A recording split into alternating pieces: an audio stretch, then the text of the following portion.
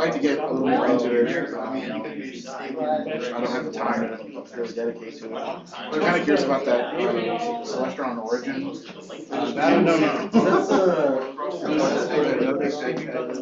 So it uses process, and it has it's all in one. Yeah. So it's like I have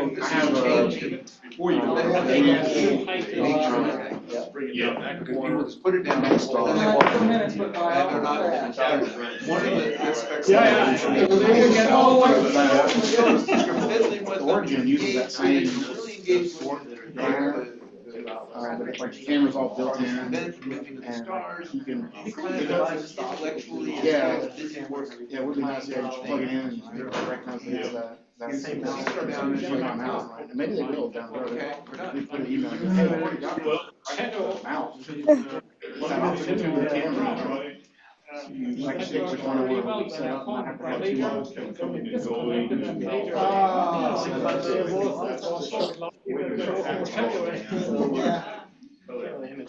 Well, mine flies really well. No, it's gone. Problem. You make sure you make it up. So when I first got it,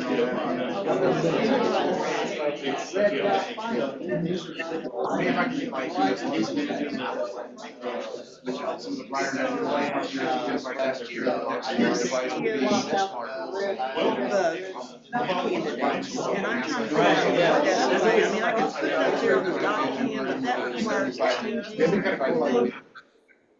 You always put it in front of your See.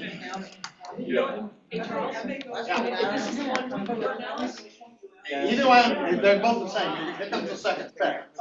The thing was, he didn't package them in sets. They were like all the ones, all the twos, all the threes, so I had to spread it all out and package it back up. And like I said, Stephen already got his. He came to my house and paid me and got his. so I just leave them. Greg? We can use the doc. We can put one screen on So anyway. your PC and the other. That doesn't mean people out there can see it.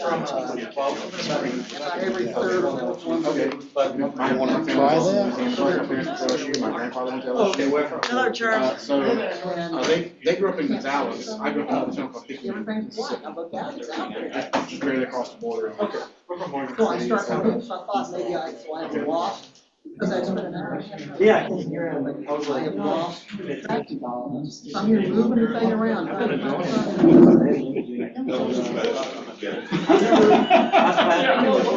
Oh, yeah.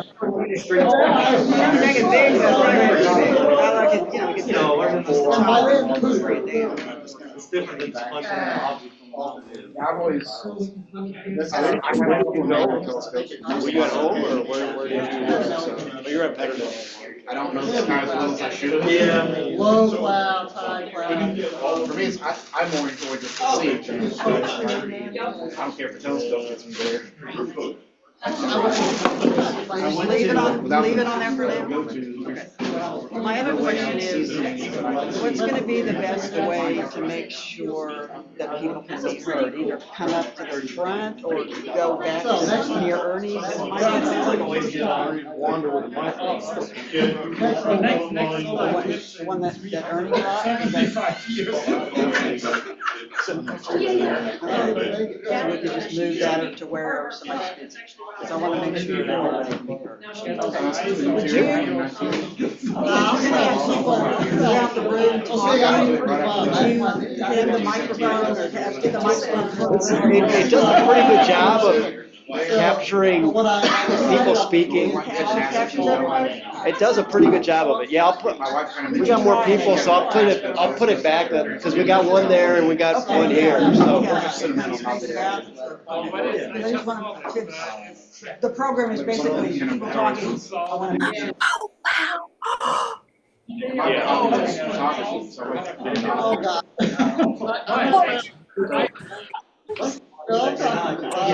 Wow. I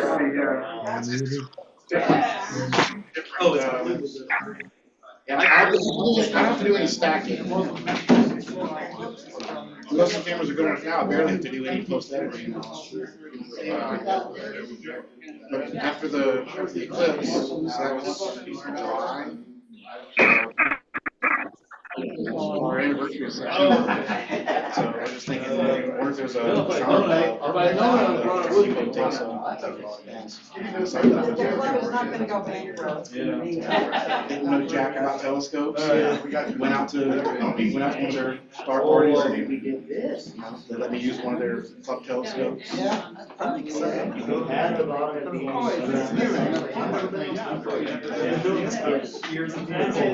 So I'm trying to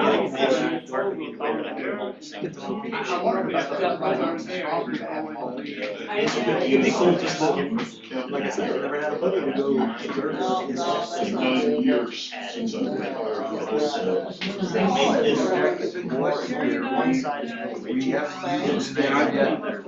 I do really enjoy more of the gallery stuff. And I found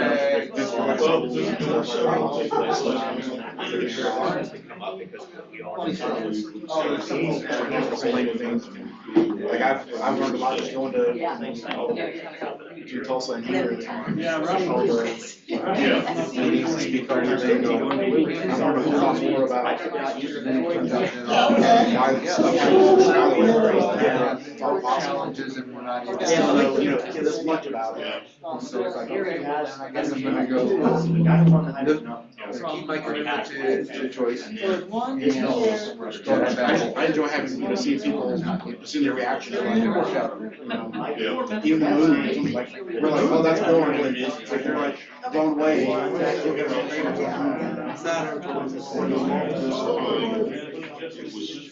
really looking forward to seeing if I can see more detail on Jupiter now that I've got a little bit better confirmation. All right, let's, pass time, too many things going on. I really like that evolution because I have an 8-inch, so it's like, to me, it's like the Yeah, it's out of the way. It is a good sweet spot. It's big enough to see some fairly decent deep sky stuff, and it's small enough that it's not 8,000 Okay, pounds. welcome. So I could carry it around. It's not that In heavy. case if we have any new people, I'm George Lynch, the president for another 6 weeks, but who's counting? What we usually start out with is asking anybody, any new members or guests to speak up and tell us who you are and a little bit about yourself and why you're here. Do we have that? Yes, I'm only one new here. maybe, but that's Some of us okay. can pretend we're new. You're only new once. I just renewed, by the way, okay, so you know that. Okay, so my name is Wei. I know this group. It was because I went to the LBJ State Park months ago for the material shower. Some of you may be there. Some of you may know Kay.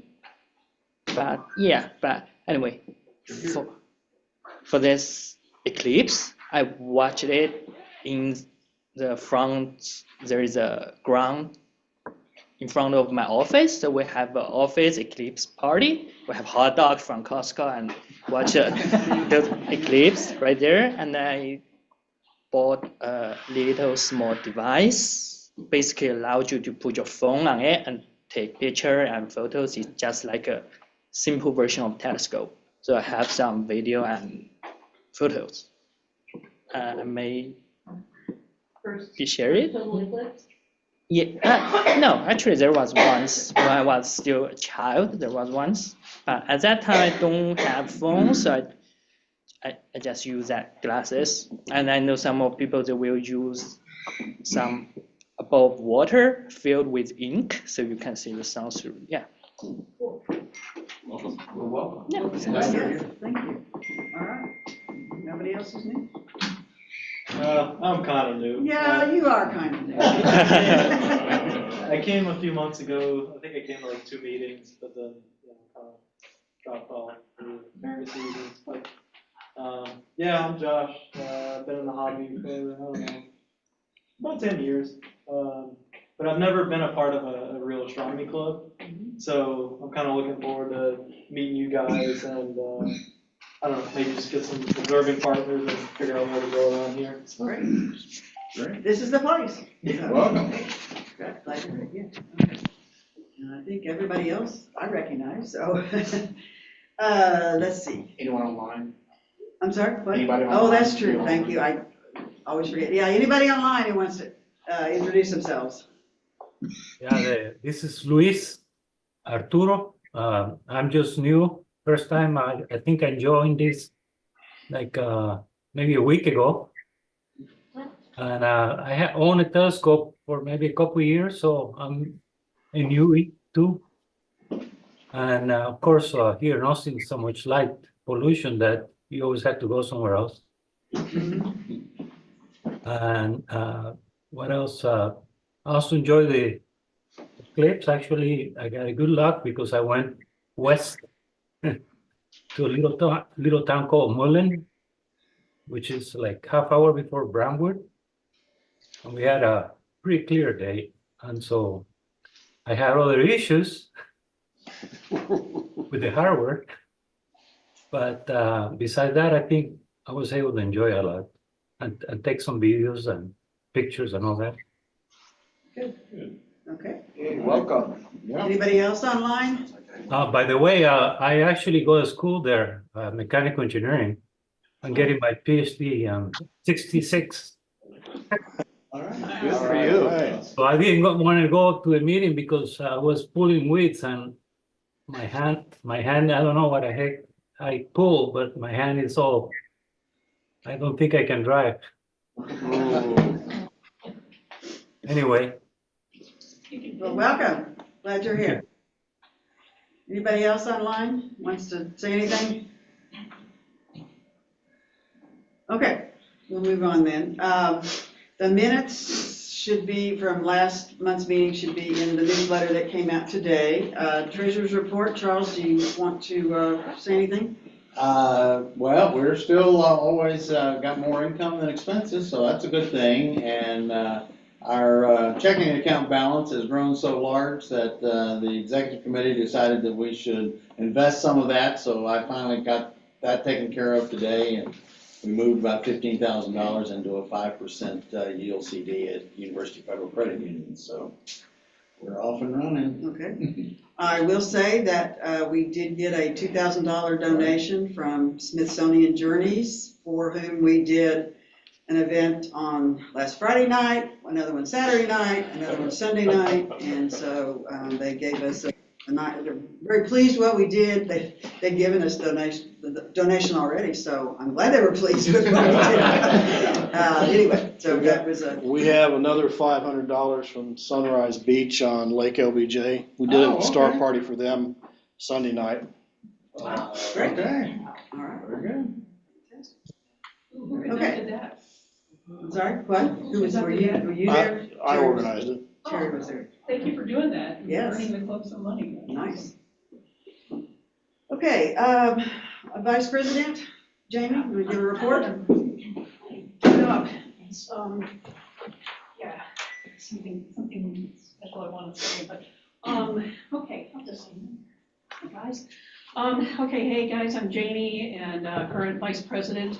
And my two main jobs are to arrange for venues for the meetings and speakers. And the venue now is, we're back here at UT. We tried ACC for a while. It doesn't seem like anyone misses it at all, and that everyone's happy to be coming back here. And of course, having Zoom option makes it easier for folks to attend as well. There is an issue that's come up with the parking that now we used to be able to park on the street after 5 or something. 6 for free, and the city has changed that. So I'm going to look into that and see if there's some other option. I know that Laura Akins is our liaison with the astronomy department, and she's the one who arranges to reserve this room. And she had said that she was looking into finding some better parking for us. So I'll see what's going on with That that. causes a question, do I need to run out and put money in something? No, it's not money, but along Dean Keaton now, between Speedway and San Jacinto, the signs say City of Austin permit required. Yeah, it's a towing zone. So it might not be money, Andrew, you might have to pay money later, I don't know. Okay, I'm not on Dean Keaton, I'm not on Dean Keaton. Okay, no. I'm it's over just- by the Crown and Anchor. Okay, no, but it's just, this block has always been a place that we thought we could park, and all of a sudden today it's not, so. I wonder if that was a development because of the eclipse things, and because they had tons and tons of people here on campus today. The signs look pretty permanent to me, so. No, they were clipped on top of the existing ones. Were they? With- Okay. Yeah, just right by the. Okay, well, maybe it will change then, Hey, but, Isn't there? we went to the garage today, so. There might be an event tomorrow. Oh, That is why they. Yeah, I don't know. Maybe it's Yeah, temporary. they seem to be setting up for an event in this building at, that was just new mechanical engineering students. Yeah. But yeah, there was other stuff going on, that's for sure. So anyway, so that's an issue. We'll I can see. do a little research on that. And a lot of folks are parked over by the Crown and Anchor, so it should be fine too. So, okay, and then my other job is arranging for speakers. There's the Longhorn run tomorrow. Oh, Yes. that's right, and they haven't had that for a while. I think this might be the second year. Well, it could be, I mean, I would think if it was for something like that they would just say no parking rather than City of Austin permit required, but who knows? Yeah, there is something on the signs that say you call or email or something to get for details, so maybe we could figure that out. Ah, okay, yeah, I'm intrigued. Okay, yeah, my other job is to find speakers, and after this month, wait, I don't have anybody set up yet. I'm going to try to leave the new, well, whoever the new vice president is going to be, if we have one. Definitely going to try to arrange at least a couple of months in advance, so whoever does decide to take on the job doesn't have to, start right out finding someone. And I'm hoping people are more responsive, like folks in the astronomy department here at UT, now that the eclipse is over, because everybody's been taken up with that all this time. So everybody's breathing. I did submit a request for this room for the summer sessions.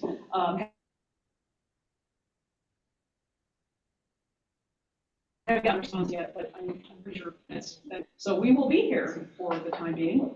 And also, I just wanted to mention that even though Joyce is going to be president for another 6 weeks, this is her last meeting as president, because next month they're going to some faraway place called Scotland. Is that what yeah, I don't know. Yeah. We didn't choose the date. It's when Jim's family chose the date for a family reunion, so that's why it happens that Blame the way. in-laws, yeah. Yeah, right. No, it's cold there. Yep. Oh, hey, that's true. So anyway, so this is her last meeting, and she has been doing this for 2 years. She has been holding several hats or wearing several hats, including sending the email out that I was supposed to do this week. Thank you. I mean, just covering and stepping up to the plate and working constantly for the club. And frankly, I'm taking on the president position, allegedly. And unless someone steps up because they really want to do it, but I've got really big shoes to fill, and so frankly a little nervous about it. So I hope I do half as good of a job. Thank you, Joyce, for everything. Thank you.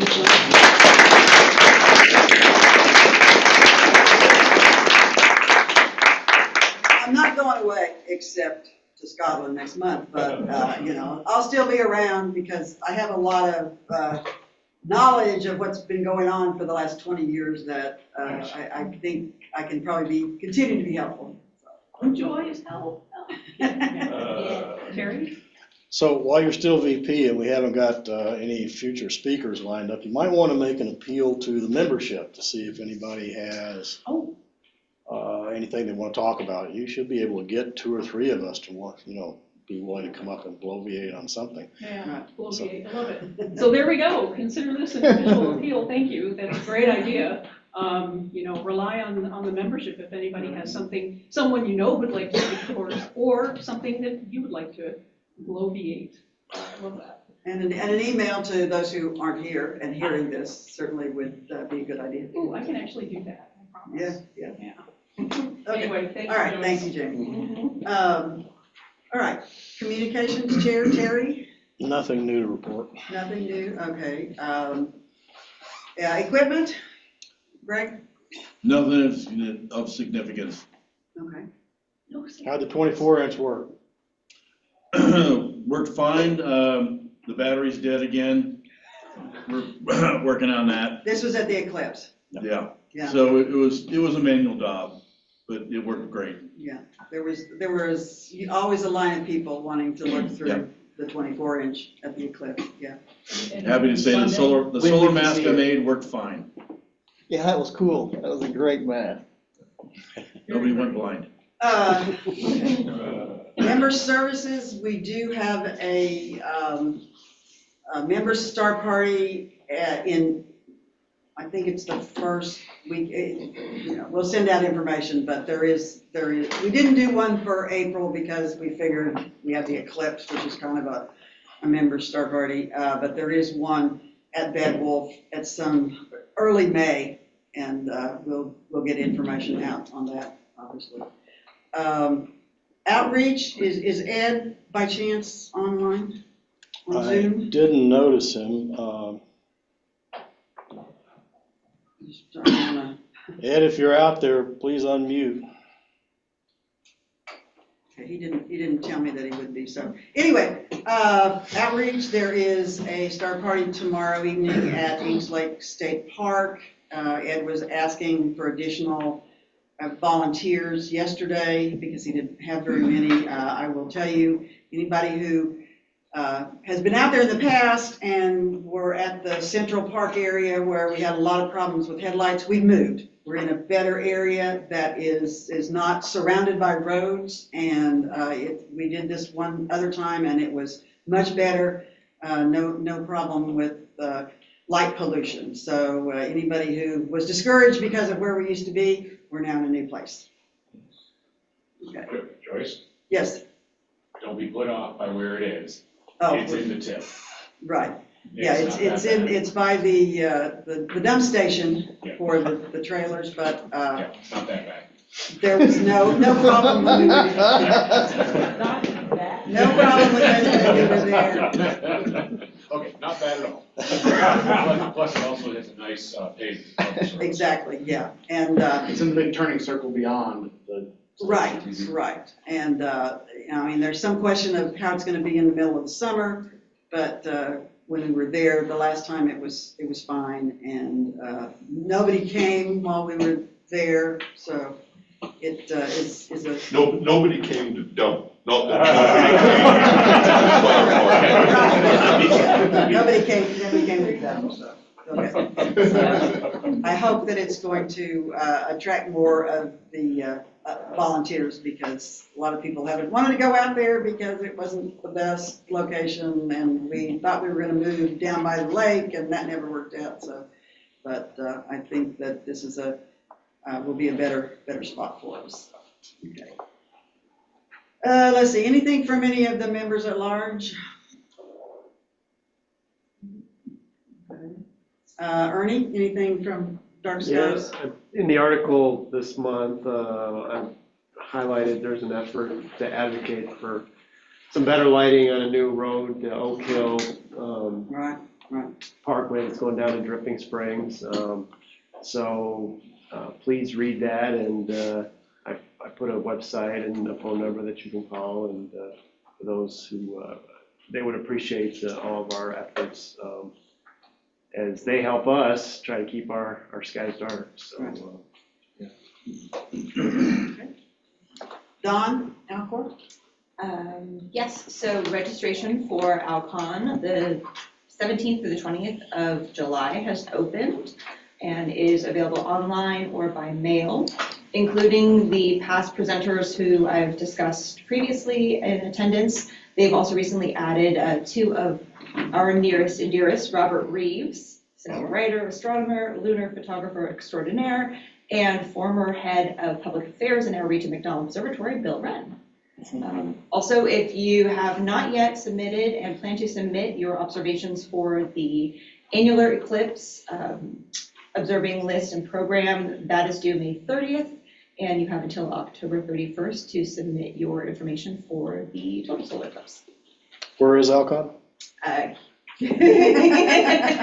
Kansas City. Supposedly. It's actually in a suburb of Kansas City adjacent. Yes, it's in a suburb of Kansas City, Missouri, and it's actually on the Kansas side, but, I mean, they're gonna say Kansas City because we have the world champion Chiefs. And I say we because that's where I'm from. Yeah.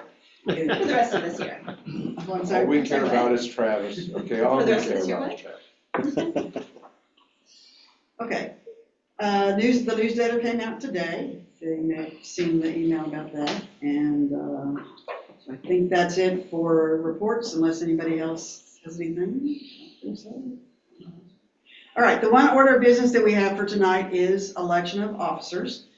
You can see up here, this is the slate that the nominating committee is presenting. David Weisner was one of the members of the nominating committee. Do you have anything to say, David? No, I think that's fine. Okay, it is here. We recently made a bylaws change that says anybody can nominate themselves or somebody else at this meeting. So I will now ask, is there anybody who has a nomination of themselves or anyone else to add to this list? Going once, going twice. Joyce Shweta here. I'd like to volunteer for secretary. Fantastic, Shweta! Change your mind. Thank you. Great. We really appreciate that. Yeah. I'm looking forward to it. Anyone else? Okay, then you can write it down if you want.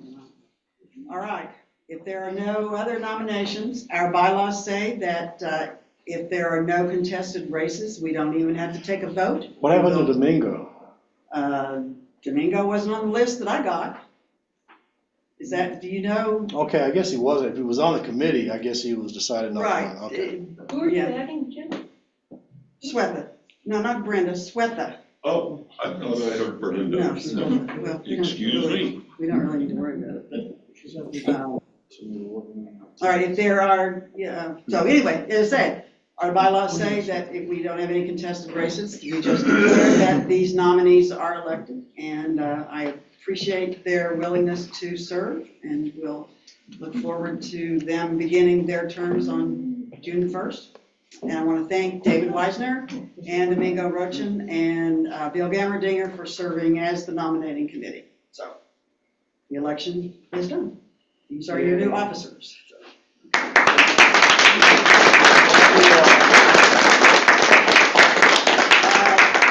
can see that there is still a big hole. So the way that it works is that the incoming EC will be looking for volunteers for that, and then if they get a volunteer, then that person can be appointed by them once they take office on June the 1st. So still looking for vice president. Anybody who thinks they might be interested, you can get in touch with Jamie, who will be the new president. And See, I'm lonely up here. yeah, really, it's going to be helpful to have a vice president. So they'll be still looking for that to fill that position. So okay. Is there anything else anybody has? Questions, concerns, anything? All right, well, tonight is just the eclipse wrap up. We're going to do it really informally. Anybody who wants to talk about what they saw on Monday, We'll try to make sure that you've got a mic close to you so everybody can hear you, but just fire away. And if anybody did bring any pictures on a USB drive, we can try to put those up. Or your phone. Yeah, each has a way to do the phone too, so. All right. So, somebody. I saw Terry had a bunch of pictures.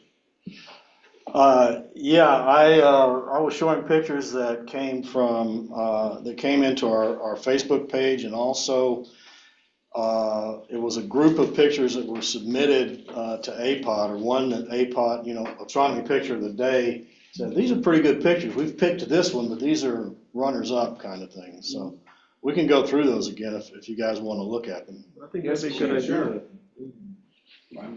Okay, let's do the APOD first, I guess. Do we want to take this off? Can we? Yeah, let me So switch that off. both of them.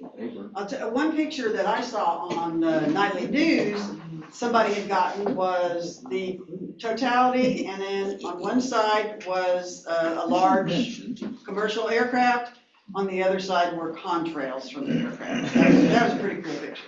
Nice. And the woman who took it said, when she got that, she said, okay, I'm done, that's it, can't get any better.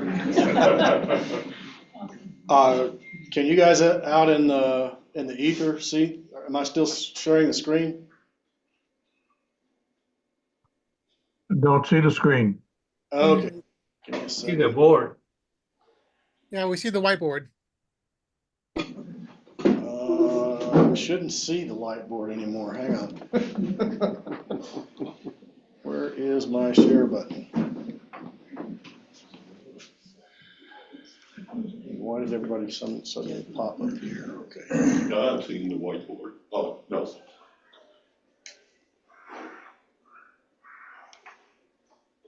Now we see Jim. Here's my calendar. It's from, Okay. San Antonio. Screen 2.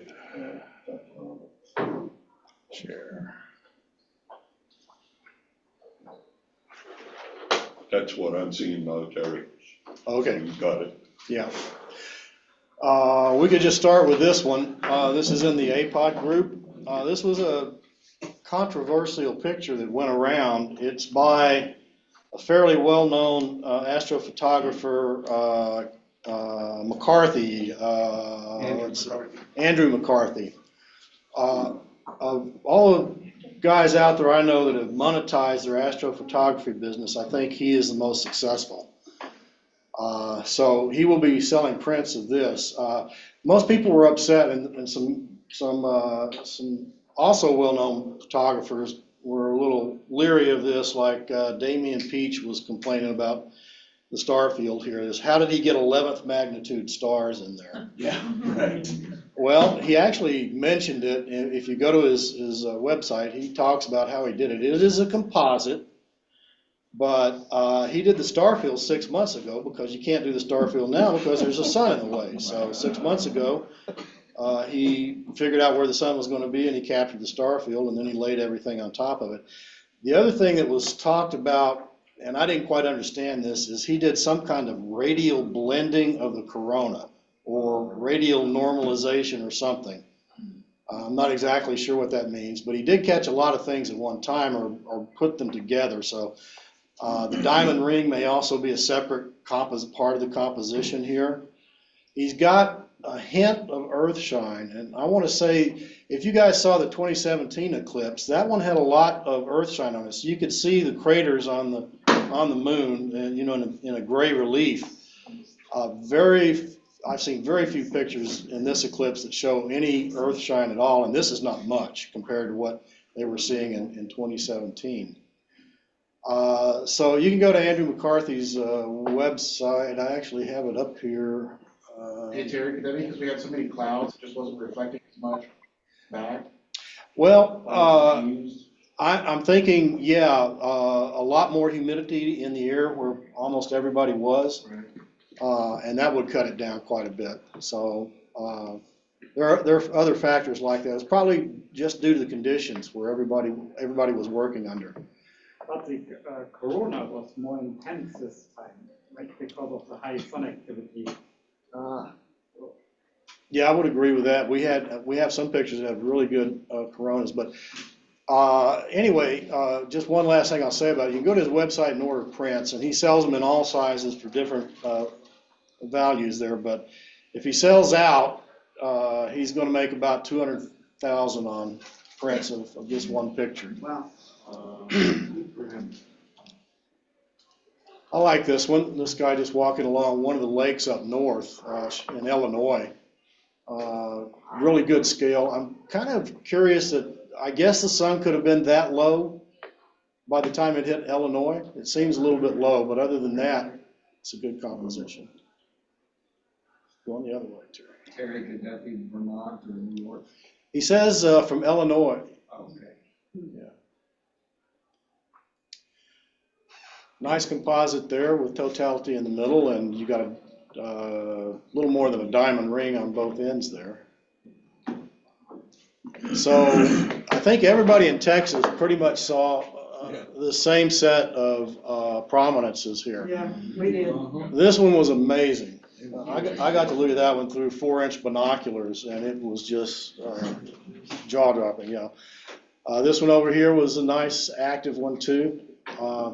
Everybody's got slightly different Bailey's beads because it really depends on where you are on the ground track, because you're just looking through a narrow valley somewhere between a couple of hills on the moon to make these beads. So those alignments are different for everybody. Nice one showing the impact of the clouds on the diamond ring for this person. This is from Texas. That's basically what we had at Pedernales. Yeah. Yep. Yeah, a lot of people mentioned how they, it seemed to clear up for a lot of people right before totality. Yes. Now, is there anything about an eclipse that would cause a sudden hole in the clouds? Sure. The temperature drops. Yep. It's fast enough to do that and just clear up just like that? Yeah. Well, my experience is temperature drop causes condensation. Oh, but If it's a humid cloud. So. Yeah. But it's because the circulation stops, right? You typically get the hot air heated from the ground and it moves up and then condensates, and if you stop this, I can switch the audio to a speaker. I think it's a little bit of timing because we had the moisture that moved from the Gulf, and then when the ground started warming up, obviously sort of like a little bit of evaporated out, right? Which around 1 p.m. And then all of a sudden we got more moisture coming up from the front that was pushing it from, I think, Vegas. And so right in between the two is when we had the eclipse. So I don't think it was as much as the effect of the temperature change as the lock, right? Right. Okay. We saw a similar thing in the 2017 eclipse. Okay, Dawn sent a video she wants us to play here. I may have to switch the audio, but if you can't hear this out in the ether, tell us and I'll try to make an adjustment there. So you want to talk about this, Dawn? It was on the UT campus and it could not have been better timing. That's all I'm gonna say. Okay. Boy, TikTok, log in. I'm not on TikTok. Can you make the screen a little bigger? It's shrunk a little bit. Oh, good job. Okay, let's see if it'll. Yes. People are asking you to hit the zoom button on the browser window there. Well, now it's a little bit bigger, so. Is that where's the play? Down here? Speed? Why isn't it playing? Other side? There you go. Just try Yeah. pausing and playing Well, again. but that's, it looks like it's processing maybe. You still hit this, the full Yeah, screen button. hit play now. Is it downloading? You see the, do you see that second to the right icon? That's to make it full screen. There we go. Okay. All we need is now to get it to play. Try to play, oh, it's only a 0 second. Yeah, that's not.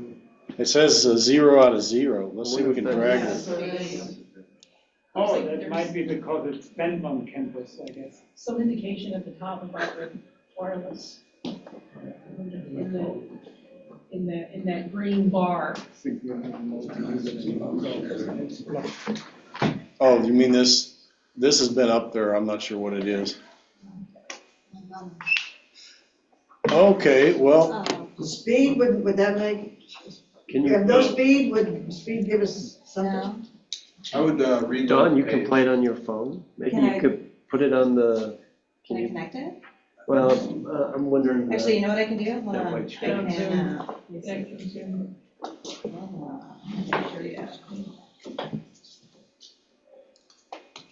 let's see if I can dial into the Zoom and share it that way. okay. Just refresh the page. Yeah, you can refresh the page. There you go.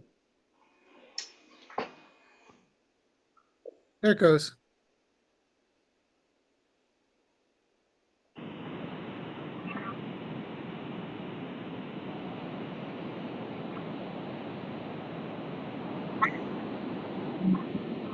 Is this in Austin?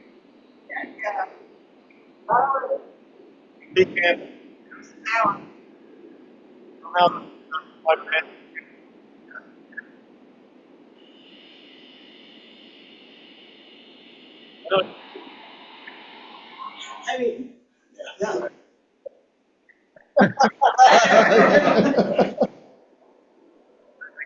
That was it. Okay, all right, thanks, Don. Okay, now I've got to But yeah, back out of I here. talked to several people here in Austin, and I said, at Canonalas, it seemed like, I mean, I was kind of in a trance in a way, but it seemed like that we got the whole just in time for the beginning of totality, and various people in Austin said they had the same thing, so. And there were people that didn't clear up for. Yeah, there were some that didn't, but, So a lot of people took these shots of sequences of Bailey's beads, and one of my colleagues out at Stellar Skies was doing this. Basically, you're using the fast picture take, and you're taking a fast sequence of pictures, however fast your camera will do that. I don't know how they shift them over in place there. Probably that may be a Photoshop trick or something. But we're seeing a lot of these shots. And this is a traditional sequence here. You start at some point and go through and have totality in the middle. So This had to be a different one though, right? 'Cause different eclipse, doesn't look high enough. yeah. What does he say? Quebec. So this is going to be oh, yeah. later than us. Oh, okay. Yeah. Not everything in here is from Texas. Yeah. There is a good one. That's not the one that I saw, but that's a similar kind of thing. The one I saw, the plane was on one side of the moon and the contrail was on the other, but it's similar. Very nice. That's cool. Nice Corona, and I like the guys who got it. Daniel Corona. I'm from Mexico too, you know, it all goes together. Yeah, Durango in Mexico. They got a virus by that name. You know, I put in my article in the newsletter that seeing it like this, it was very much like so many photographs that I had seen of that, but of course it was real, and so that was cool. and I think this is a little more complex than 2017. Yeah, way more. Yeah. What's the solar maximum after all? Yeah, one thing I'm thinking about Mexico, our beloved Ann Atkins and one of my members out at Stellar Skies both went to, I can't say it, Mazatlan. And they had very clear skies there.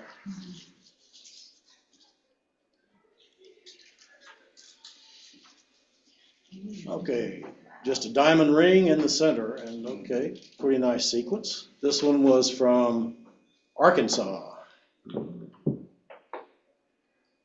And another one from Mexico.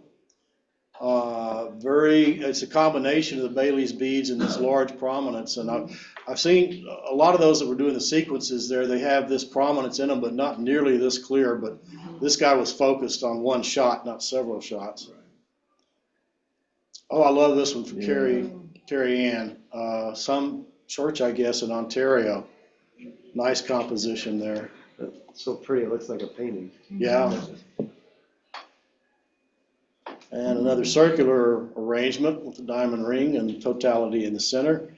Another one from Arkansas. Playing, is this the one you saw, Joyce? No, No. that's still, I didn't realize there were so many people that got similar ones, but no, that's not the one I've seen. Well, I posted one on our Facebook page that was with a warthog. So, 3 polarizations of the corona. So I guess that's maybe a composition of 3 separate shots through 3 different polarizers. There's your earth shine again. A little bit of it, yeah. It's not real strong, but it's there. New Hampshire on this one. Okay. Let's see, I've got a decent message up here. This is the gentleman who got image of the month this month, and it's his. We'll go look at the web page in a minute, and you can see his. One of the members. This is a nice. Wide angle. Yep. Says this one's from Durango as well, so it wasn't quite as high as it would be in our sky. It was earlier, before noon. I like the wide angle on that. And I think that's all they've got on that one. We might look at, it is this one, okay. So this is Austin Astronomical Society again, and we can scroll through a few of these. Yeah. Okay, so this is Ed LaBelle's from, he said where he was from. He was in Arkansas. No, that No, was I thought it was- Ron Pettingill. He was in Camp Buckner. Anybody know where that is? Yeah. West of town. On the path of totality. Isn't it on, Lake LBJ? Yeah, yeah, it is. Where is it? Where is it? I don't think it's that far. Well, I don't know, so I shouldn't say. But anyway, good shot of the prominences. Much clearer in this one than in this one. This is taken from a Seastar, one of the little automated telescopes here. I used one myself. I didn't record any pictures, so I just ran it live. We tried to use ours, but when we were setting it up, the sun kept coming and going behind the clouds and trying to find the sun. There it is. No, it's not. And eventually, 8 just gave up. I had mine mirroring to a 50-inch TV. It worked perfectly in my garage. It did not work out. Anyway, yeah, my daughter kind of drove the Seastar after that, and we got a lot of people came in under the tent and used their phones to take pictures of what the Seastar was seeing. They liked it so much.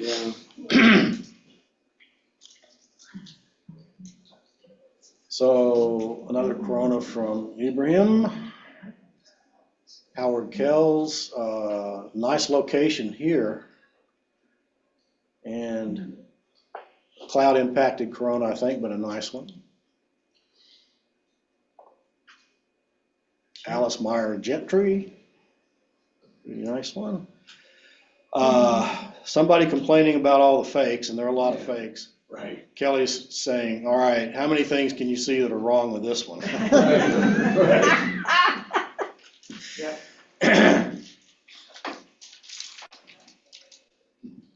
And here was another real nice one with the sequence of Bailey's beads with totality in the middle. I like the composition on this one. Don't quite see who it's from. Randy Macon, I think it's. Oh, Randy Mallon? Mallon. Yeah. He's one of our top contributors, so. Okay, Howard Kells again, close up on that prominence.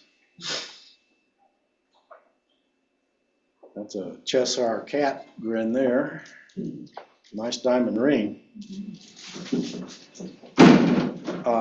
Blake had a lot of clouds, and so he was really happy that he got a good shot there. Kind of likes looking at it through a London fog, but it's cool. It's cool. I liked this one. It had real focus problems. I don't think it ever got in focus, but for me, it made it look very 3D-ish because of the soft edges around there.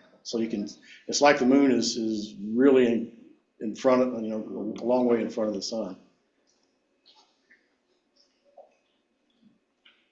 Prominence is very nice there. Charlie Day, yep. Nice prominences. This is from Rob Pettingell. He put together a pretty quick simulation. This runs about a minute, so.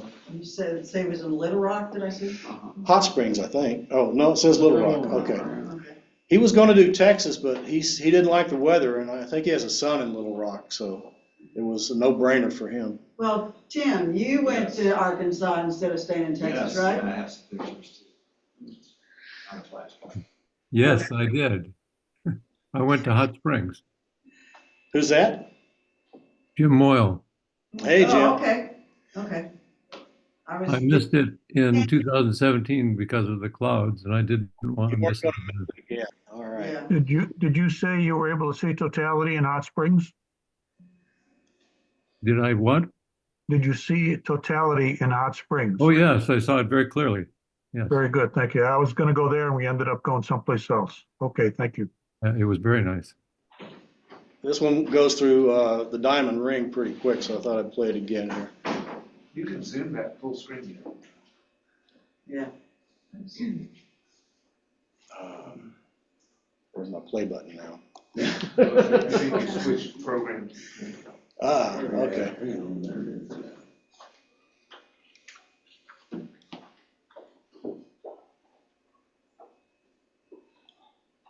There we go.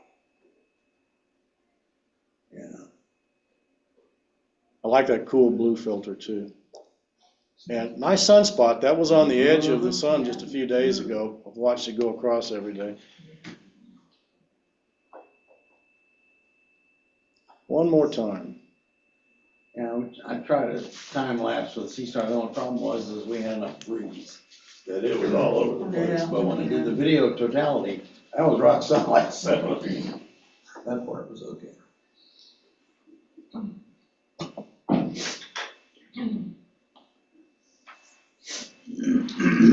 When it looked like this, my wife was like, "Oh, it looks like the moon." So it sounds like Sea Stars, there's a whole care and feeding of the Sea Star to get good photos out of it. Yeah, yeah.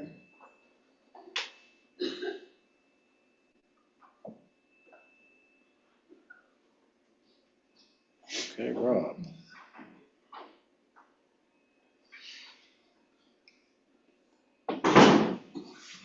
One of those sunspots through the solar. Somebody did a very good alignment here. Kevin Shoemaker, I guess. So ISS?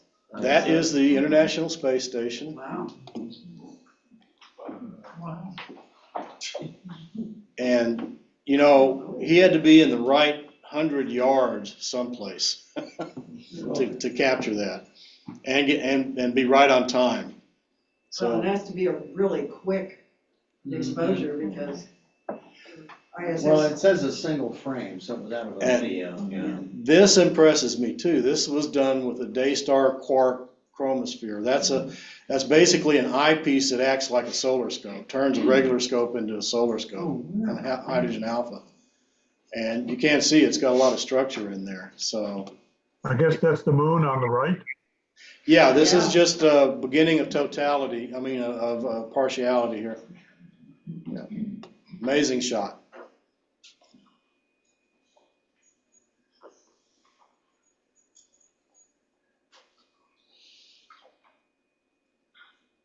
This is from Jeff Marks.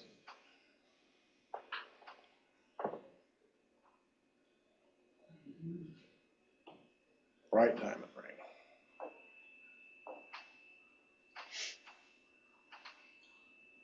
ring.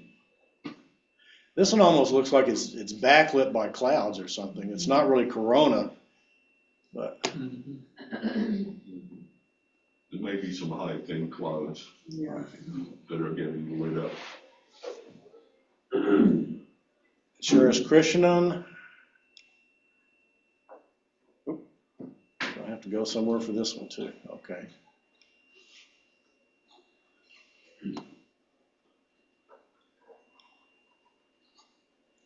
kicked me out, didn't it? This picture was on there. Probably open a new window for you. Yeah, there it is, I think. Go back here. Here we go.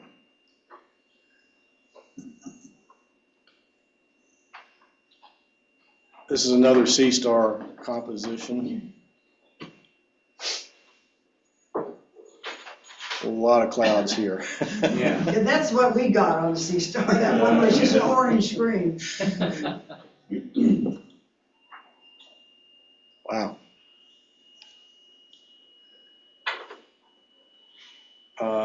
Didn't catch a location for him. This is Austin, Texas. Austin, okay. Fake. Yeah, this came out early by Damian Peach, who's probably the world's premier planetary amateur planetary photographer. He's just complaining about it. Raises profound questions about the future of photography of all kinds. AI is in its infancy at present. What can achieve now is nothing compared to what it'll be able to do in the coming years, where I suspect even experts will begin to struggle to tell the difference between a real image and an AI-generated one. Yeah. Love this one. Yeah. You know, it's fake all around, but it is very artistic. When I saw that one, it was like relative to the size of the trees. Yeah, well, and yeah, like, I don't think anywhere along the path it was that close to the horizon. Yeah. Maybe over the Atlantic Ocean or something. You don't get Bailey's beads 360 degrees. So yeah, the horizon is the smallest problem with this picture.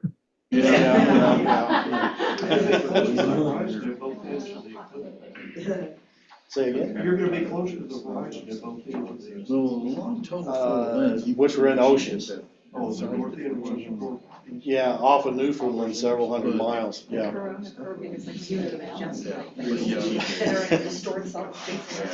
This is kind of like, do not adjust your television. We are controlling.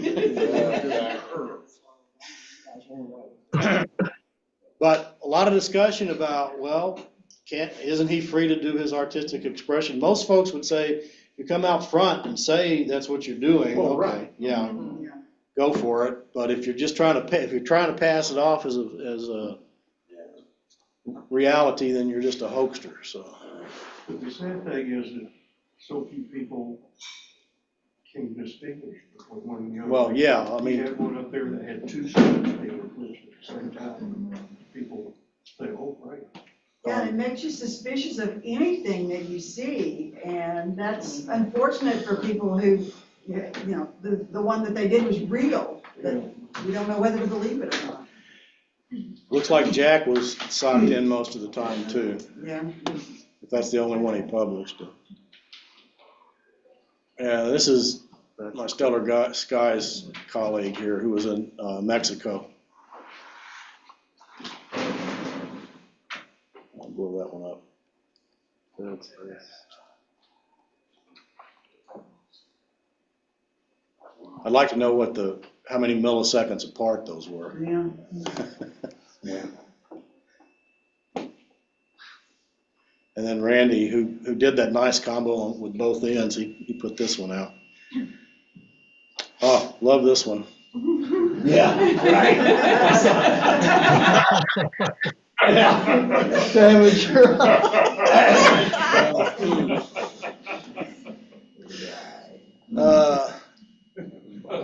Canadian stuff. Okay.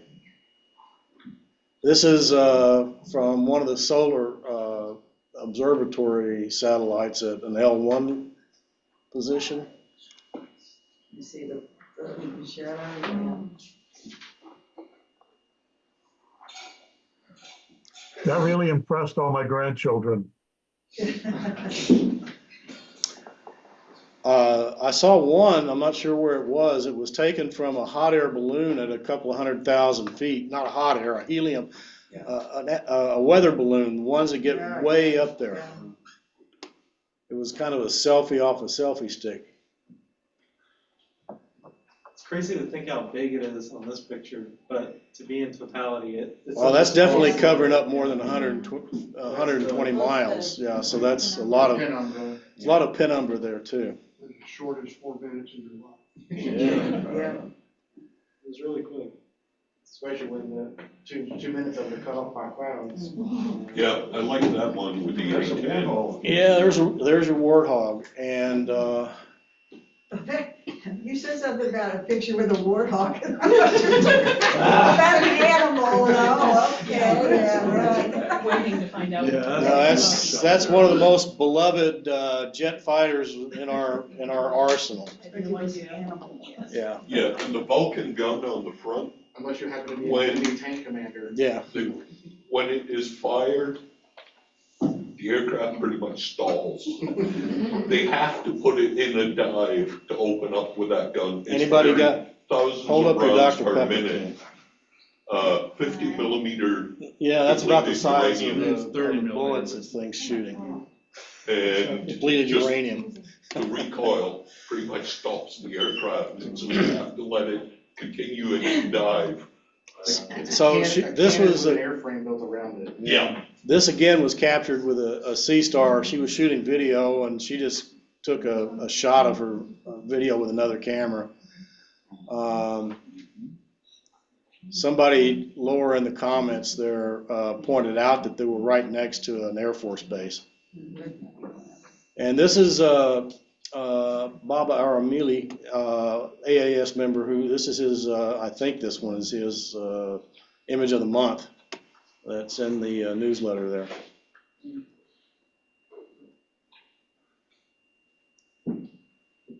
And nice mugs. All the counties. You need one. Okay. That's 85 counts right there. Sometime this weekend.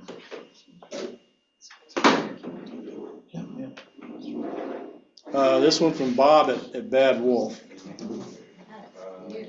So let's just walk through these. Nice even illumination, not getting too much of the prominences here. Hey, Terry? Yeah.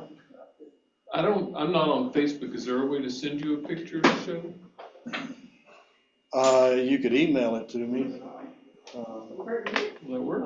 Yeah, communications@austinastro.org. Okay. Yeah, anybody else wants to send one, we'll put it up. And Tim, do you have some on a drive? Yeah, Tim has some on a drive, so if you want to break it down, we can put it in. Nice diamond ring. Oh, there's Bob with his rig. Oh, yeah. He was right next to us. That's definitely Bad Wolf. He did a lot of practicing beforehand, and he was really upset that his practice days were perfect and his eclipse day wasn't. Yeah, and I had that happen to me too, so. We had fun teasing. I got one, I did get one picture though. Yeah, so, yeah, that's Bob and his wife.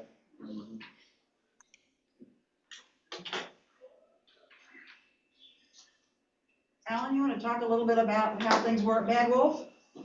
Yeah, sure. I got out there about mid-afternoon Sunday.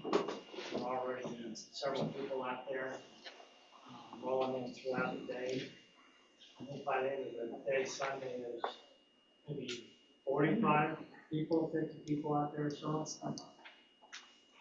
And then it was real clear that night, so everybody had their telescopes out. And on binoculars, we had a couple of snopes. Really clear, there's a lot of stuff to look at, so it was pretty nice. We got up Monday morning, got up pretty early, 6:30 or something. It got pretty cold that night. Yeah. So we go outside, it's completely overcast, really cold, and then it started to drizzle. I said, no, that's not a good sign. And then waited around another 30 minutes, an hour after that.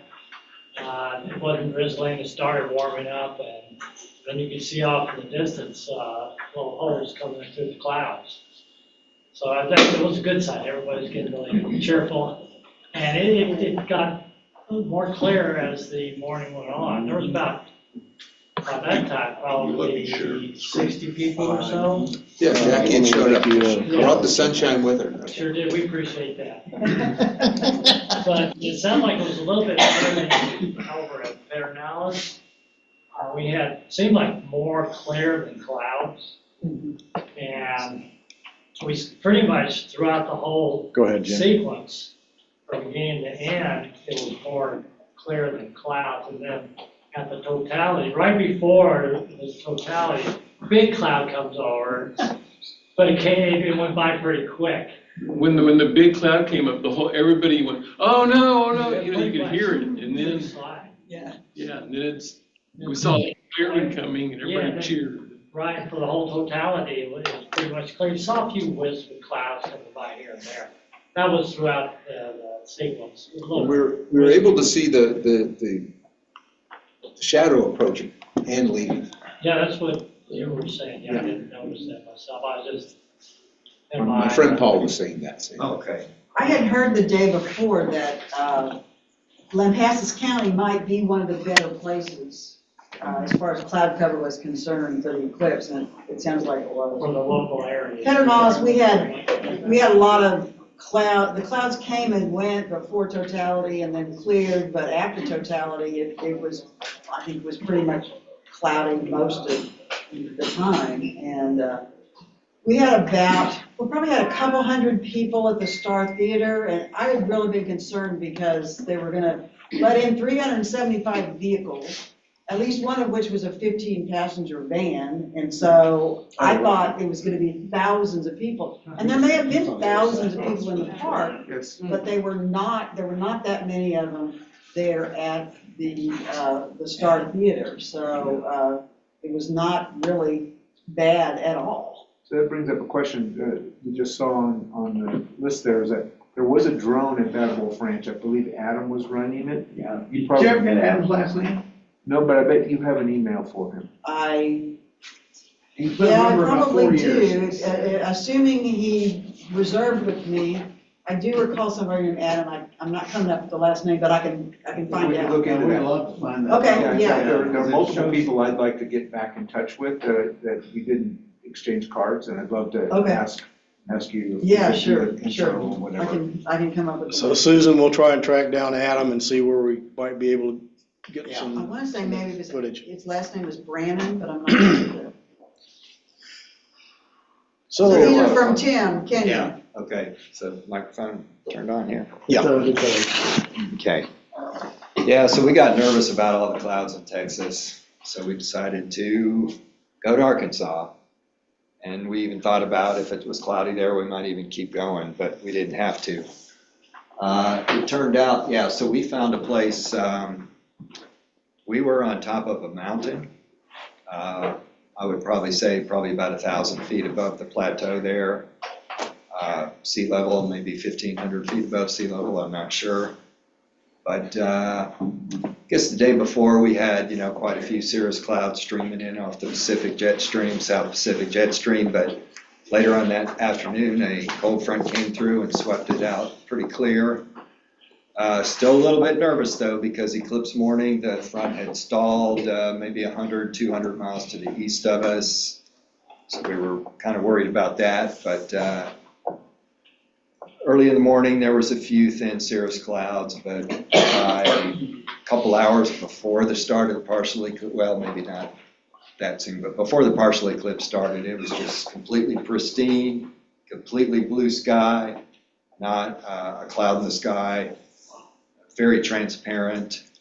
I have photographed probably 3 or 4 partial eclipses, so I kind of know what exposure to use if with my telescope, what's the right exposure for the partial phases. And my partial eclipse photos were overexposed a little bit, I think because the skies were so clear.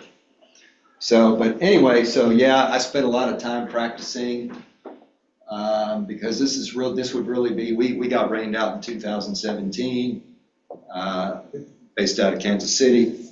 But, so this was really my first eclipse to do digital camera. Okay, I've done film camera. This is my 7th total eclipse. Jim, can you make it full screen? Down in the bottom right. On the bottom right side. There you go. There you go. That's good. Yeah, okay. Okay, but anyway, so, this is my 7th total eclipse. And, so my usual practice is I start out with real quick, real fast exposures to get the diamond ring, Bailey's beads, and then I increase my exposure times to get more and more of the corona. So this is a very short exposure, and I'm really kind of surprised we didn't get the diamond ring, because that's what I was trying for with this picture, but yeah, I'm kind of glad I didn't, because right after that picture was snapped, my camera, it stopped functioning. My Canon 60D8, it died, okay? And, you know, what can you say, right? I spent a lot of four-letter words. Well, not too many. Okay, my friend said the video's gonna have to be PG-13 now. So, guess I did pretty good, okay? But I burned up quite a bit of the 4-minute, and we were dead center on the center line, so we had 4 minutes and 15 seconds, which was like the maximum you could get in Arkansas. And I spent way more time than I should have to try to get my camera operating, okay?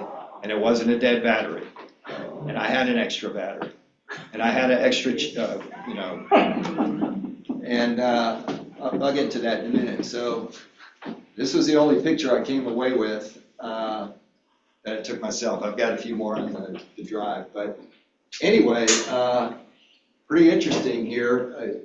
I know y'all can't see it from where you're at, but as far as I know, you know, from all the pictures I've seen on the internet, this was only visible in Arkansas and southern Illinois.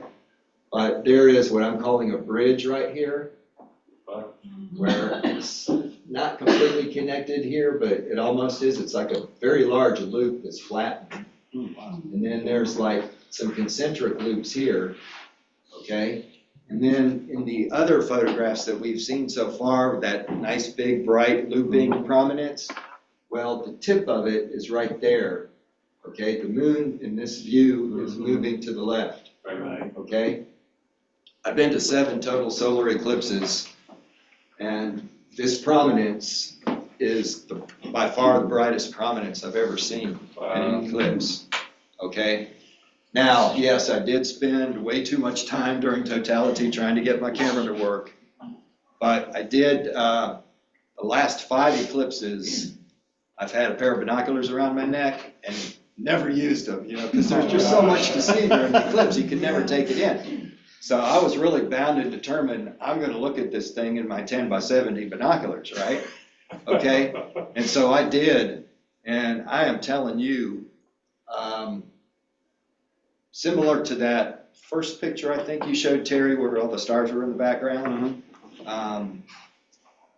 probably better than that in my 10x70s, which has a 5-degree field of view, and there were at least 3 sections of the corona, like we saw in that picture, that went way beyond the field of view, way beyond the field of view, okay?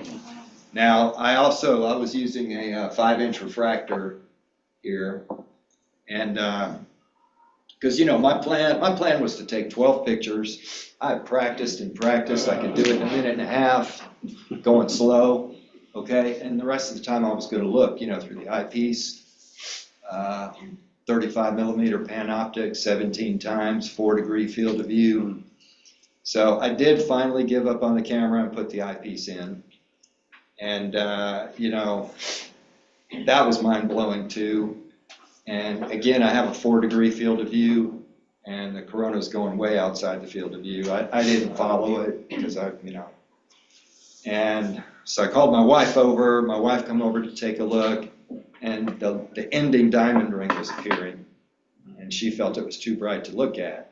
Well, you know, I'm not so easily swayed. So I have learned, don't try this at home. And if something bad happens, it's not my fault, okay? You're at your own risk. But I have found that, you know, if you don't look directly in the eyepiece, you look at an angle, the field stop will block off the brightening diamond ring, and you could get an extra several seconds. I did. Sneak up on it, right? And you can see quite a bit of the corona and quite a bit, the prominences. So we can go to the next picture if you want to. So anyway, my friend who traveled with me sat up next to me with a similar scope.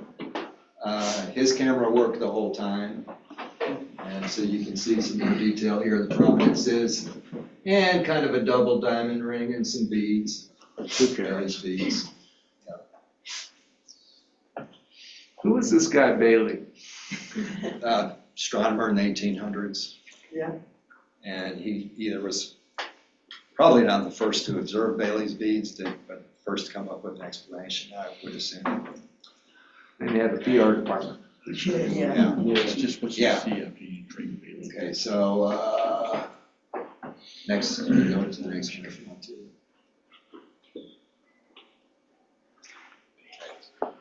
That's probably good. That's pretty much the same thing. Yeah, Up and down. they were two of the same exposures. Well, this one doesn't show the Bailey's beads of diamond rings, so, yeah, you go to the next one. So you can see more of the corona. Go to the next one, a little more. And then I have a longer exposure there. So, yeah, he had a little bit of a problem with his equatorial mount during totality. My tracking was perfect, but my camera didn't. Sure. So that's pretty hard to, bitter pill to swallow there. But so anyway, it got very dark, and it was probably one of the darkest eclipses I've seen. Yeah. And this eclipse was kind of special for me because, the Saros cycle is 18 days or 18 years, 10.34 something days. So every third time, the path goes just a little bit beyond where it was before. And of course, as these Saros cycles are going, they gradually move off the top of the earth or off the bottom of the earth, north or south. But the first eclipse I ever saw was March 7th, 1970. And so this was the third Saros cycle later. So this was similar eclipse, similar path, similar weather. Back in 1970, everybody went to Florida because in the United States, that was where it was going to be longest, Florida Panhandle. And it was overcast in the Florida Panhandle, Georgia, South Carolina. We were in North Carolina on the other side of the front, so people in North Carolina, Virginia Beach saw it. I think there was a couple cruise ships out in the Atlantic. Carly Simon wrote about it in her song. Yeah. But anyway, this eclipse was a lot like the 1970 eclipse. It in appearance, darkness, one of the darkest eclipses I ever saw. Now, because I spent so much time messing around with my camera, I didn't really spend time looking for stars or looking for the comet, which were Jupiter. Jupiter and Venus were just very obvious. But I remember in 1970, I could see second magnitude stars, so I suspect that was true this time from our location, which was really clear. I mean, we just felt blessed by God. It was like a miracle that it was so clear where we were at. Yeah, there's a couple stars here. What about the length of totality in 1970? At my location, and to be honest with you, I don't remember exactly how close we were to the center line. I think we were pretty close to the center line. It was 3 minutes and 50 seconds. Oh, okay. Yeah. So we had 4 minutes and 15 seconds. I know that this one was longer. This one seems much darker than the one in 2017. And I was, in 2017, you could see a sunset all the way around. But This had a bigger radius. Right, so it was dark all the way to the horizon. Okay, we were on top of a mountain, but we were surrounded by trees, okay? Now, on the drive up, there were a few breaks in the trees, and I mean, this area surrounding the mountain was flat, okay? And if we could have got that clear view, I guarantee you we could have had a dramatic of the shadow coming out of us, but Tim, we you have didn't see any that. other pictures? Huh? Jeff's got one he wants to show. Do you have any Okay. other pictures? Yeah, no, we're done. Okay. I was just south of Fort Worth and we could see the sunset all around us.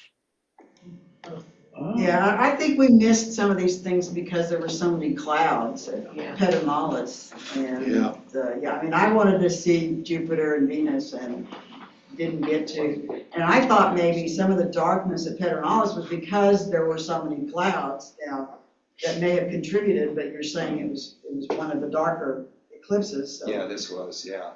Yeah. You know, and the corona seemed really brilliant though too, you know. People ask me all the time, you know, why is one eclipse darker than another? And I really don't have a good explanation. I like to think that it's because the corona is different each time. Weather conditions are different, but you know, one of the brightest eclipses I went to was in Indonesia. It was over 5 minutes long, wide shadowed. You'd think that would be a dark eclipse, but it wasn't. So, I don't know. Was there any obvious feature about this one that was very, very different from the other ones that you've seen? That prominence was the brightest one, that looping prominence. You saw it was in the photo in Mexico, and it was in those photos from Vermont and stuff, so it was like a very long lasting We saw it. prominence.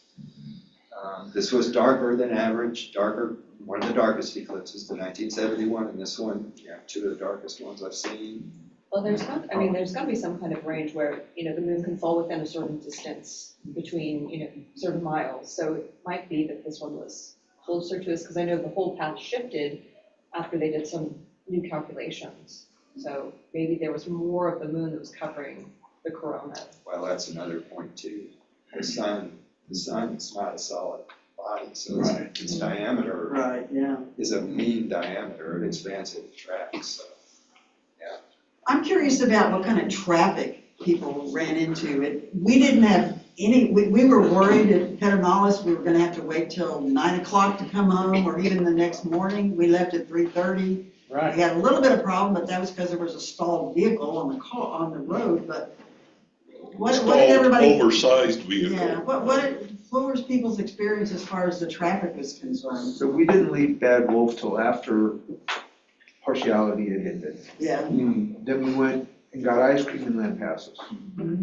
And then we got on the road again. And so we had about a 30-minute slowdown near Leander.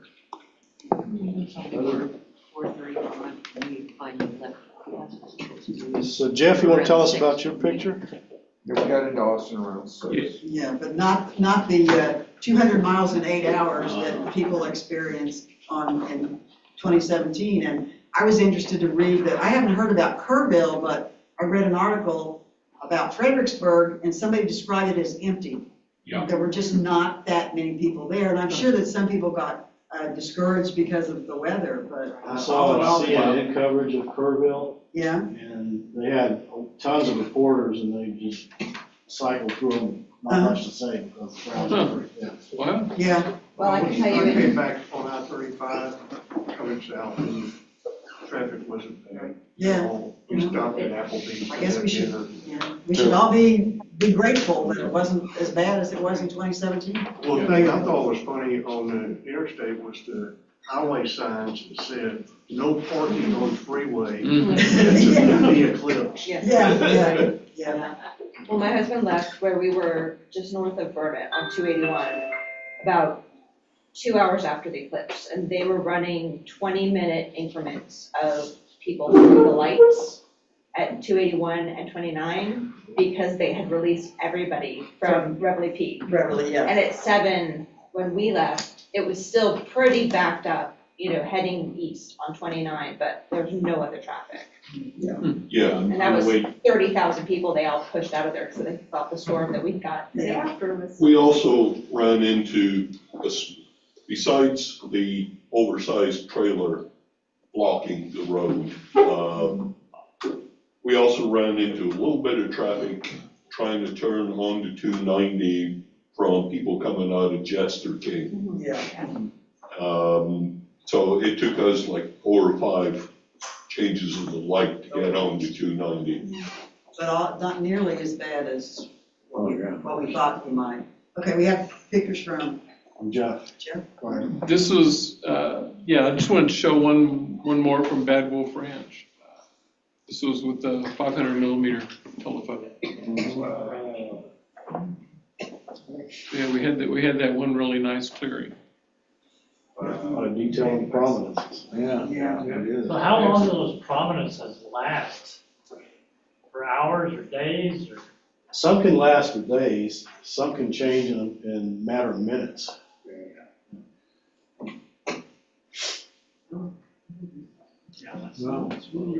I do have one non-eclipse, but Astronomy Society related little thing I would like to share.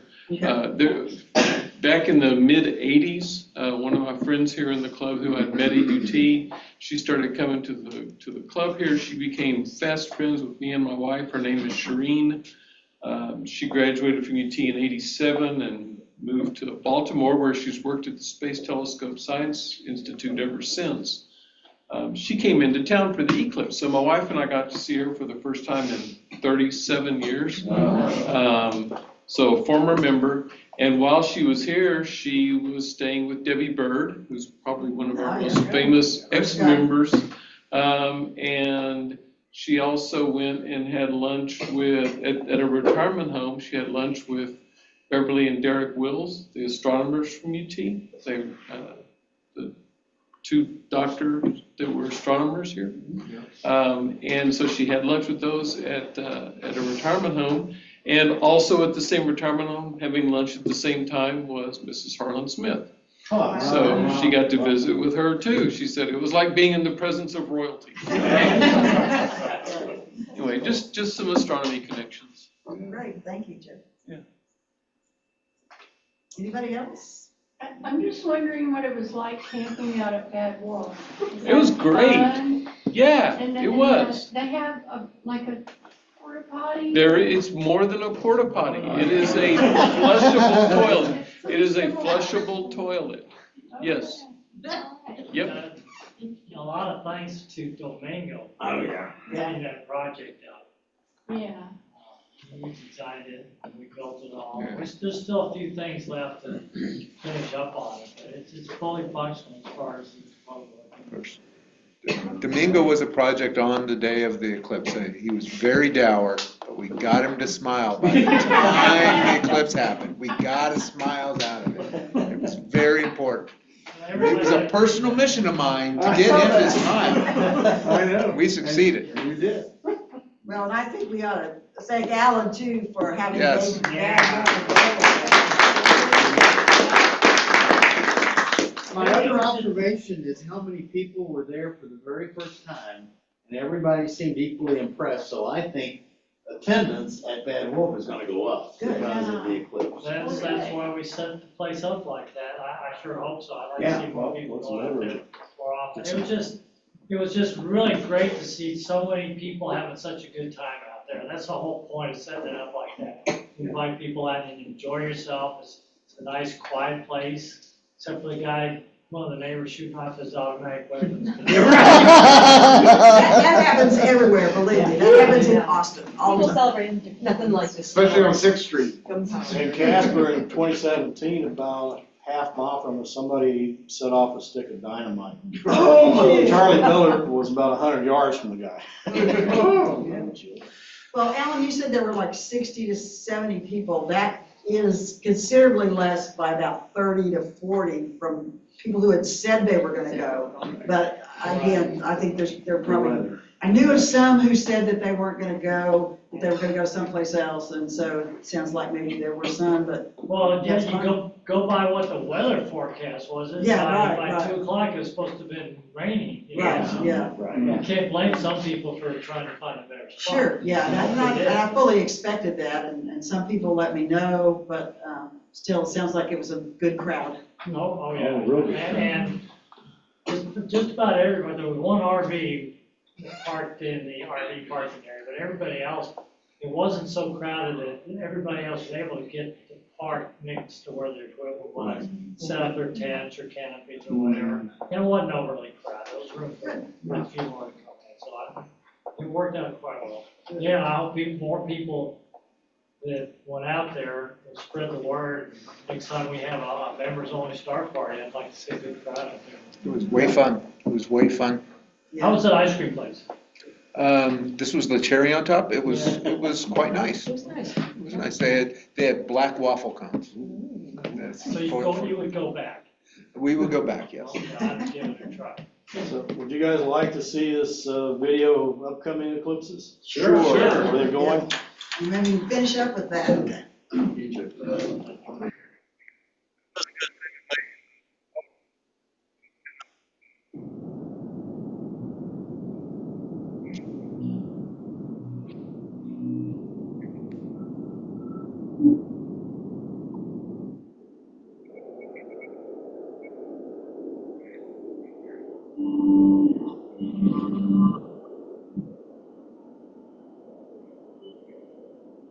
It's the one that's going through Greenland, Iceland, and Maine.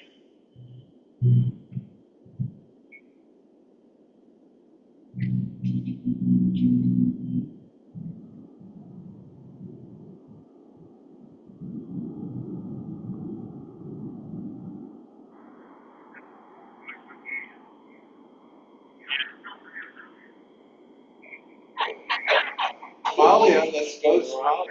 It's going to be.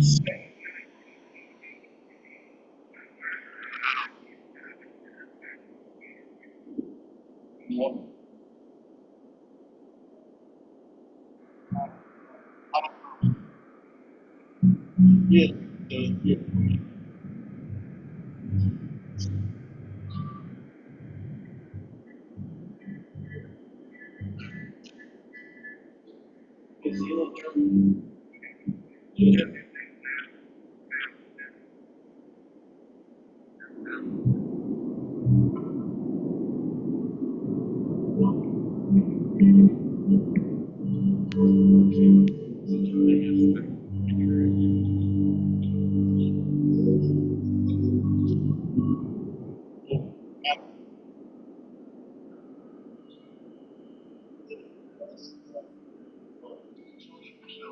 I already did, so.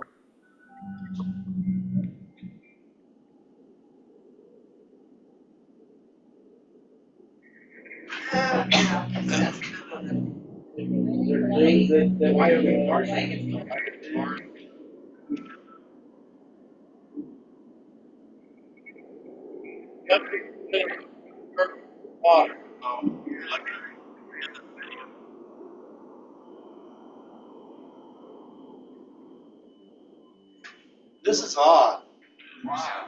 This high altitude, such a wide.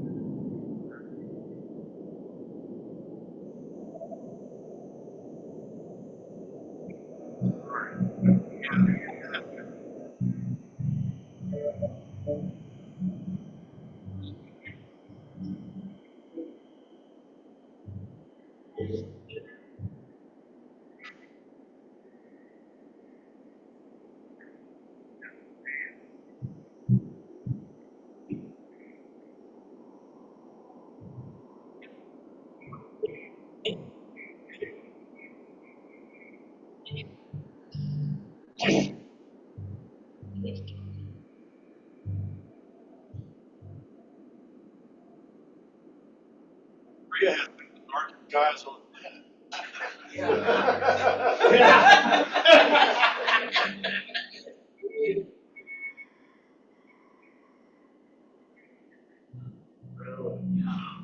Yeah, I'll be 80 for that.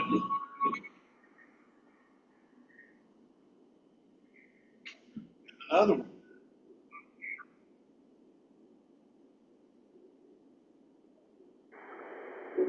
That's a little sun for them. It's still Christmas.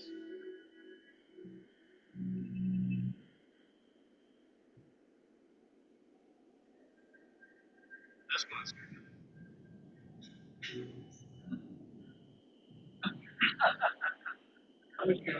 These high latitude.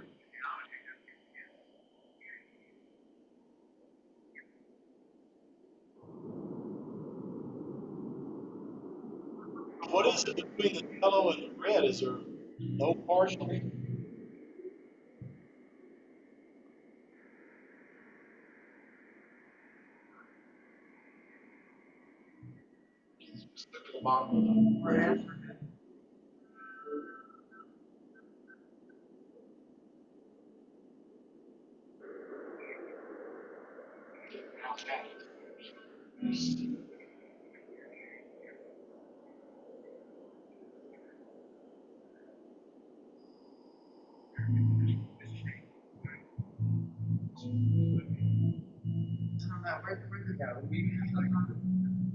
It's a national.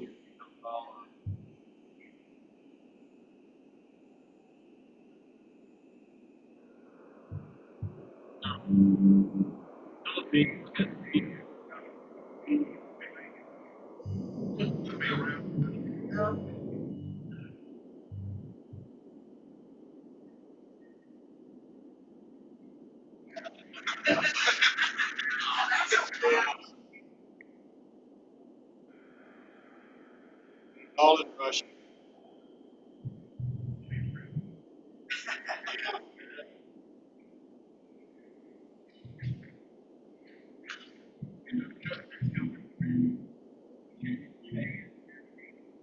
American Museum of Natural History, amnh.org. Yeah.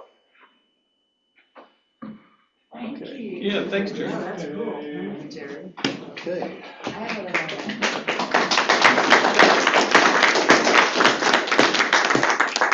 All right, anybody else have anything you want to share? I've got some audio. I'll have to see if it'll come in clear. It's just a little snapshot. And Tim, you had something? Mine's real quick, and I may have mentioned it, but I think I forgot to mention it. Yeah, so my camera died during totality, but did you know as soon as totality ended, my camera started working? No kidding. Yeah. Electromagnetic. Solar power, I guess. Is it working? Tom? Yeah, it should be. It's approaching totality. Oh, light sound? Light sound devices. We heard about last It's week. a little sketchy, but it goes to clicking sound. So for those of you that may have attended one of the light sound device building workshops, during the second workshop here at ET, I came up with an interesting idea. We actually were able to execute it.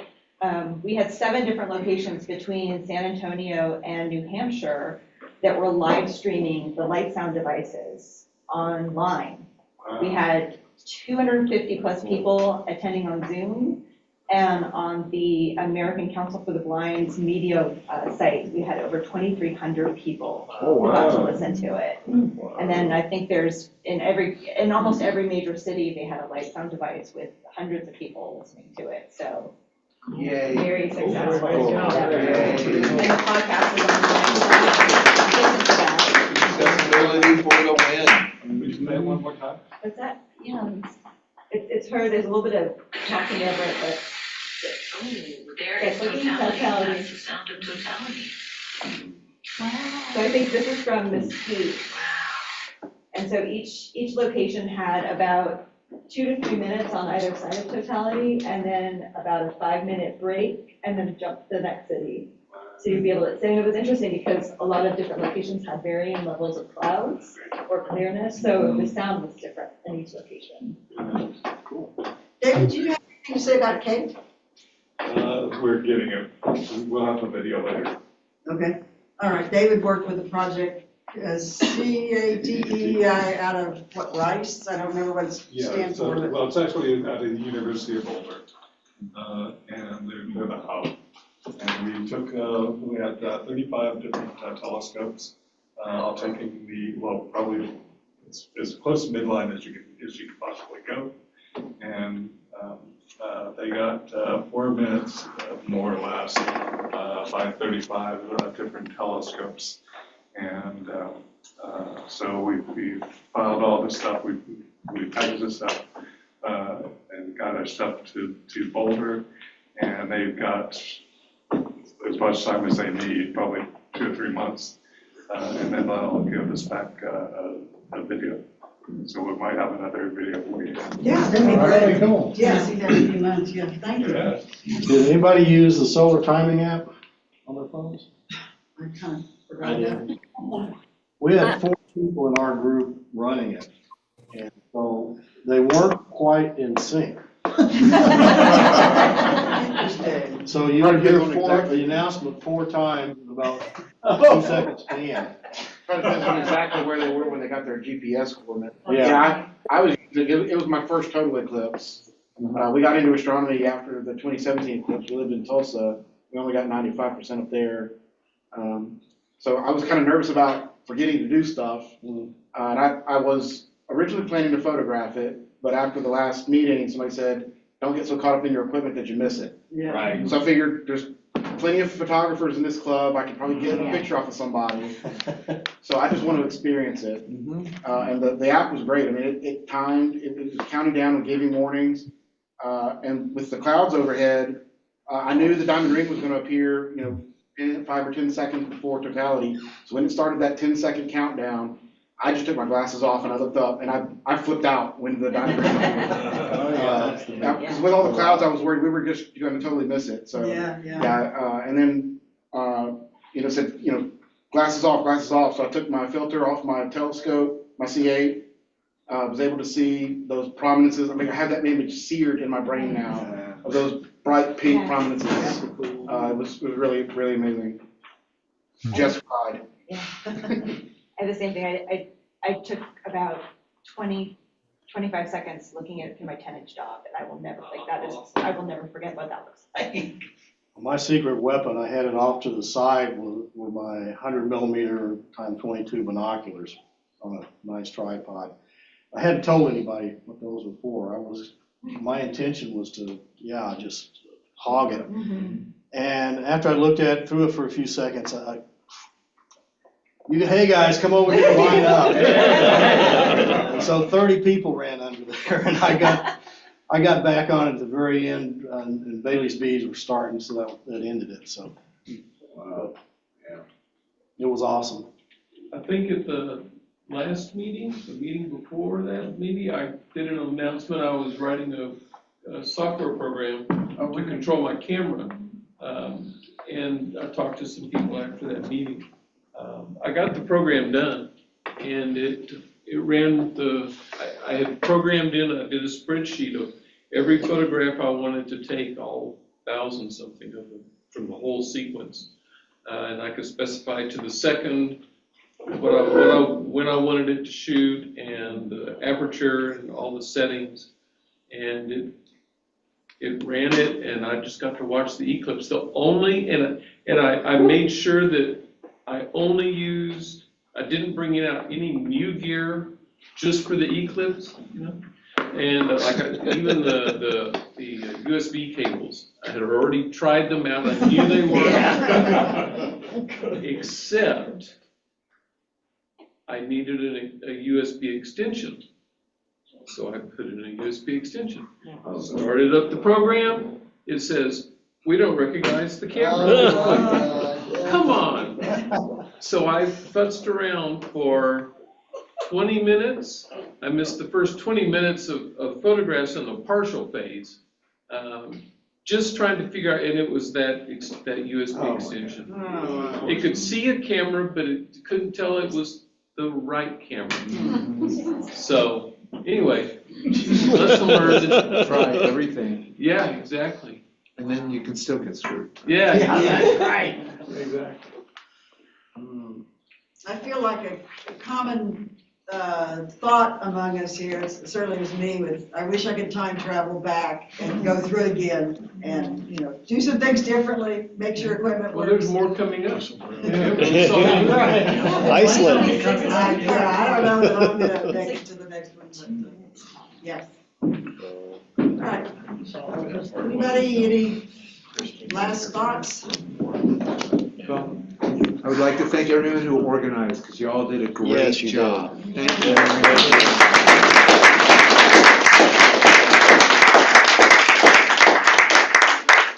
I did have a thought at one point that I don't know how in the world we would have done this without email.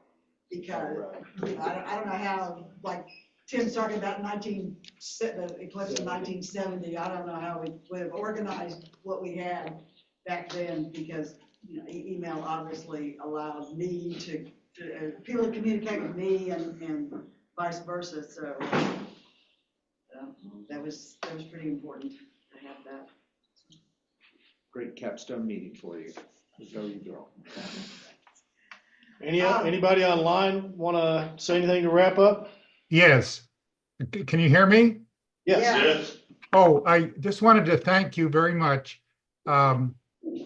My wife and I planned a year and a half ago to go to Texas for a vacation, and it coincided with the solar eclipse. So we were with the Smithsonian group, and we were so pleased to meet.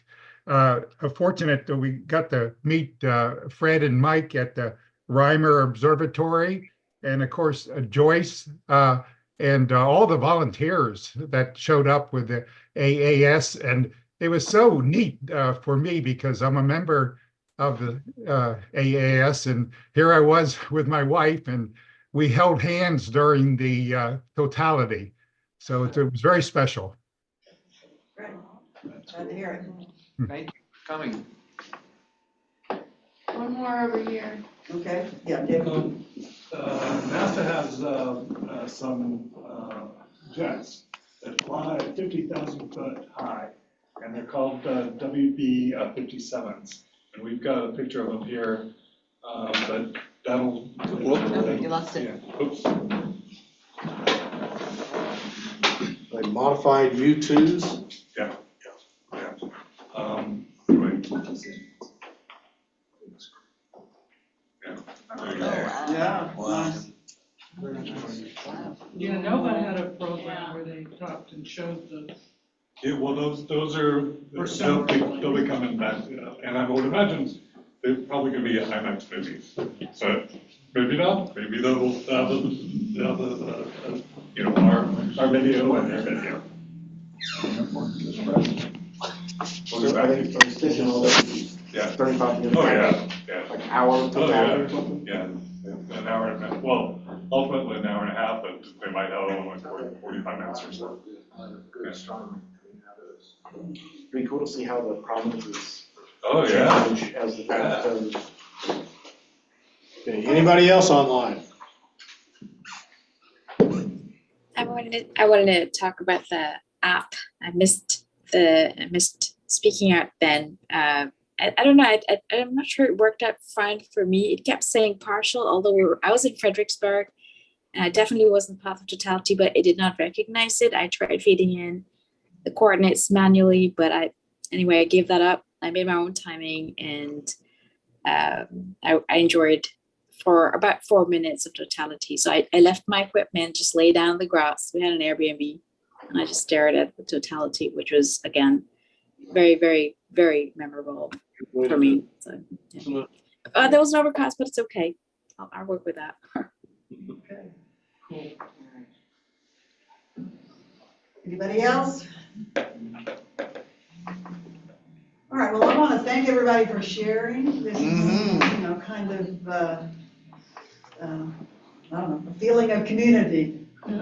We all experienced it, and now we share it, and it was great. Thank you. One thing Jamie and I both forgot to mention earlier is that if you were here several months ago, we had Bhavesh who talked about